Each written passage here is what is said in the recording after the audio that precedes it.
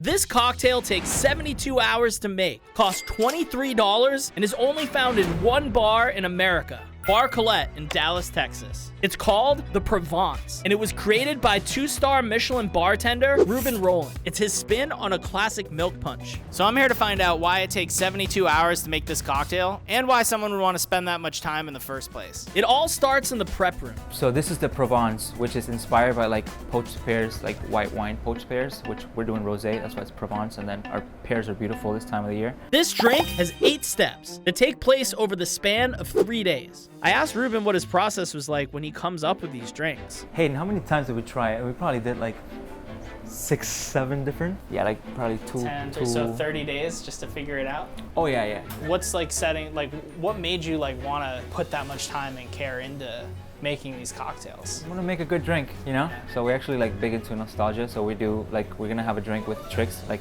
a cereal bowl. Step 1, we measure the spices, which include clove, cinnamon, star anise, and the zest of lemon and orange. Everything needs to be measured to the exact gram so that the drink is always consistent. Where's your starting point? Are you just like, it, let's just see what happens and just like throw it down, or like? It used to be that way, yeah. But then you kind of like, as you learn, you taste drinks from other people, you kind of like have mentors on the way. So step 2, Ruben toasts his spices to bring out the aromatics, which will help deepen the flavor of the drink. He adds coconut water at the end and brings it all to a boil. So then when will you infuse the tea? After you just drop the tea on it? Right, once it's hot, then we know, you use hot water on tea. So Yeah. the same thing, we'll use this thing hot onto the tea, and then we'll leave it overnight. And for step 3, he adds tea to the spice and coconut mixture. This tea will steep for 24 hours. This is really important because all of the flavors are going to mix together and create the base flavor profile for the final drink. Ruben already had a batch ready for us to start day 2 of the process. Day 2, we cover steps 4 through 6. And step 5 is so crucial that if we make one mistake, it could ruin an entire day's worth of work. So first, the tea gets strained, and Ruben preps his milk, alcohol, lemon, and pear juice. This is just good old whole milk. You could do it with some vegan milks, but you need a lot of fat to curdle. So if it's just oils, it just wouldn't be really good. This drink is a clarified milk punch, which has been around for centuries. The idea is that the curdled proteins of the milk take out any impurities and tame the alcohol flavor while keeping all the taste. Meaning, this drink is smooth as hell, and it'll kick your ass if you're not careful. Okay, but this brings us to the next step, which is the most important part, curdling the milk. The acid in the lemon juice interacts with the milk and separates the solids from the liquid. If the lemon juice is off in the slightest, it can completely ruin the taste of the drink, destroying all the work we did on day 1. So how long will it take for it to react? Oh no, it probably did. Yeah. It just, we need like the milk curdling now with color. And when we add the tea, you're gonna see it's even like, there's even more color. And on this last step, Ruben combines the curdled milk with unaged brandy and rosé wine, along with the tea. Now this mixture will sit together for 24 hours. And voila, now we put a label on it and it rests overnight. Now that days 1 and 2 are done, Ruben will spend the rest of the day creating other drinks that are needed for service. The next drink he's making is called the Silly Rabbit, and its take on cereal and milk, which instantly reminds me of being a kid and having cereal for breakfast. This is the best part when you open it, it smells so good. Finding this ratio was a lot of cereal eating. Oh, I could imagine. Will you just vacuum seal it?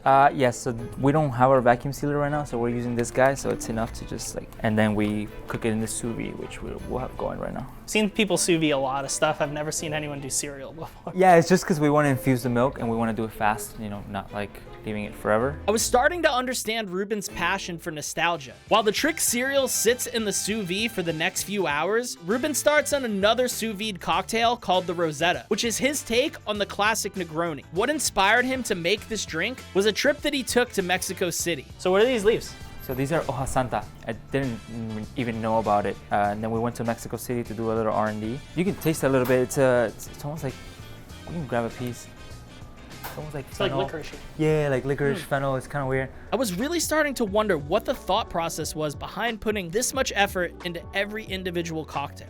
This is like as much prep as somebody would do for a restaurant, almost. Oh, we do a lot of prep here, I'm not gonna lie. We try to make everything as much as we can, The guest service is fast, but they Oh, get yeah. the quality of the drinks that Yeah, we like to interact with guests a lot, you know, instead of spending so much time on some other stuff, we can spend more time talking to our guests. The Rosetta will sit in the sous vide for a few hours. Luckily, we have a batch of the Provence that's ready to start the next process. Day 3 only has 2 steps, but it's a really long day. Ruben needs to filter the liquid through the curdled milk, and then at the end, add sugar. So basically you want to get it so that all the solids are stopping the liquid from Yes, and you can kind of see it build up right there. You see this? It's like coming up higher and higher and higher. Now we'll let it run for a little bit, and then once you see that the milk solidifies and the thing slows down, then we'll start going again, but we never go above the milk, because then that part will be cloudy and it will just all spill out cloudy. So this will drip for an entire day, and they'll keep pouring the liquid back on the milk solids over and over again until it's almost perfectly clear. Well, that bag slowly drips and we wait for the final step. Ruben wanted to show me a new cocktail that he's been trying to perfect for the menu. It's an infusion of smoked peppers and mezcal that go into an old fashioned. He starts by charring the peppers. So you want to char these like all the way through? Yeah, because since we're gonna evaporate it, we just need the aromatics.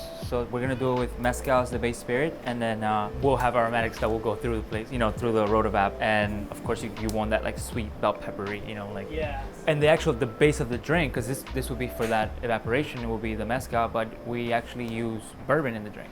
So once everything is charred, he blends it with mezcal. Then he puts it in a machine called a rotavap. This thing looks more like something out of a chemistry set than what you would find in a bar. He puts the liquid into the machine, and at the end, it makes a distillate that combines all of these flavors. This again takes hours. Once it's done, the distillate's blended with the bourbon to make an old fashioned that I'm really excited to try. But first, let's check back on the Provence. Still has a whole day that it has to drip to clarify, but we're getting closer to the milk punch. Yeah, almost done with what we started. Well, it's just slowly dripping all day. Even though all this prep work seemed crazy, this was starting to make sense to me. There was so much care and detail that went into every aspect of the drink experience.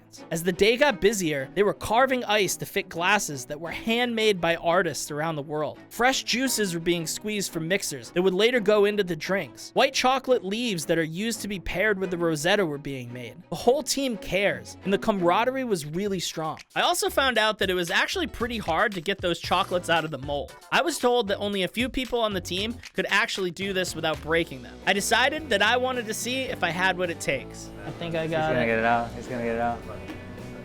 Ready? No. Push a little more from the bottom. From this side, yeah. Oh, I did it. I did it. Look at that. Okay, so now I was getting thirsty and I really wanted to try the Provence, but it was still dripping. Luckily, service was opening, so I decided to call a friend to help me see what the guest experience is like at a place like this. This is Dylan. You might know him from his channel, Dylan. Anyway, the first drink that they brought over was the Rosetta. I let him try it first. Okay, so you said it's like a Negroni? It's got the white chocolate there. So okay, drink first, then chocolate. Got it. I see what you mean. There's like a bitter note. It kind of like coats your mouth, but then when you bite the chocolate, it kind of doubles it back and does that too. So I drink vodka Red Bulls. This is out of my element, but I like it. Before the next drink, they brought us steak tartare with homemade chips, and it was unreal. I watched a dude fry these for like 2 hours today, so these are fresh made this morning. Why did these take 2 hours to fry? Because they're so many, like, one, they're super thin, and two, like, they don't do them in huge batches because it makes them not fry as well. Bro, bag these chips up and sell them. I'm gonna go out on a limb here and say, this beats the McDonald's I had for lunch. Then the drinks kept coming. They brought over the unnamed bell pepper old fashioned, and I was really excited to try this. Oh yeah, dude, that's so good. Yo, that's good. You can taste the spice, but it's not spicy. When you like smell it, you smell the peppers a lot stronger. Yeah. It smells spicy, I guess. You see how like it smells stronger? Yeah, it smells like it would be a lot stronger than it is, and then when you have it, it's like literally so balanced. Oh yeah. As I was waiting for the next drink, I wondered how the Provence was doing. Well, it still wasn't ready, but they brought us over the silly rabbit, which seeing it from the sous vide to the glass was wild. I couldn't believe the presentation. Dude, it's like drinking cereal. But like also there's like a fruity backbone to it. How would you know what drinking cereal is like when you haven't had cereal in over 10 years? I remember what it tastes like, okay? Dude, that smells insane. We're about to try the tricks. Oh my God. It smells so good. Bro, I could drink this in the morning. Don't drink in the morning. But I can wake this, drink this, and then go to work.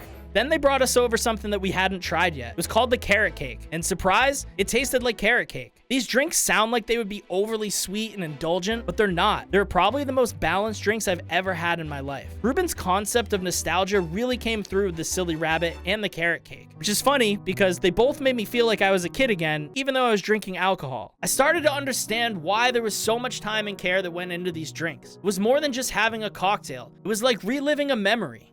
After a few more drinks, I found out that the Provence had finally stopped dripping. One more step and we're done. I said bye to Dylan and headed to the back to meet with Ruben. All right, so. All right, it's finally ready. But yeah, and this is final part. Like I said, I never clarify which sugar. I'm just superstitious, and then we add less at the end. The moment was finally here. The bar also started to get crowded, and I felt like I needed to wear this suit jacket, you know, so that I fit in with everybody else. At this point, I kind of felt like I was part of the team. I'm here behind the bar, and I'm really excited to finally try this thing after. Yeah, took a while, huh? Only 3 days, man. 72 hours isn't that long, I guess. So we have the frozen glass, nice ice cubes right there. Voila. Bro, I'm like nervous. Like nervous to try this thing. Okay, 3 days, 72 hours to make this cocktail. And I finally get to taste it.